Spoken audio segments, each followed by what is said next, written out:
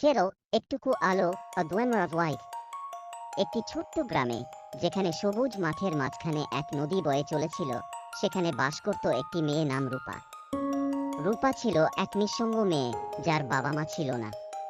তবে তার এক ছোট্ট ভাই ছিল, নাম তার রাহুল। রূপার জীবন ছিল অনেকটা নিরাশার মতো, কিন্তু তার মধ্যে ছিল অদ্ভুত এক আশার আলো, একটি ছোট্ট বইয়ের পাতার মতো সুন্দর স্বপ্ন। প্রতি সন্ধ্যায় রূপা নদীর তীরে বসে থাকত। নদীটির স্রোত তার মনের শান্তির মতো বয়ে যেত, আর রূপা তার স্বপ্নে ডুবে থাকত। সে ভাবত একদিন তার জীবনে কিছু ভালো হবে।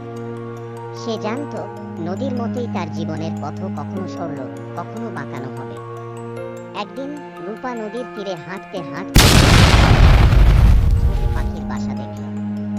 বাসাটি খুব সুন্দর এবং সুরেলা ছিল। রূপা তা দেখলে তার মনে নতুন উদ্যম জাগল। সে বুঝতে পারল, এই ছোট্ট বাসায় যেমন পাখিরা সুখে থাকে, ঠিক তেমনি তার জীবনেও একটা সুন্দর জায়গা তৈরি করা যেতে পারে, যেখানে সে এবং তার ভাই সুখে থাকতে পারবে। নদীন চেষ্টা করতে লাগলো। সে নদীর পাড়ে এক জায়গায় ফুলের বাগান তৈরি করলো, বাড়ির পাশে কিছু সবজি লাগালো। রাহুলকে স্কুলে ভর্তি করলো, এবং সবচেয়ে গুরুত্বপূর্ণ, সে নিজের চোখের অশ্রু মুছে নতুন দিনের প্রতিটি সূর্যের আলোয় নতুন করে আশা দেখতে শুরু করলো।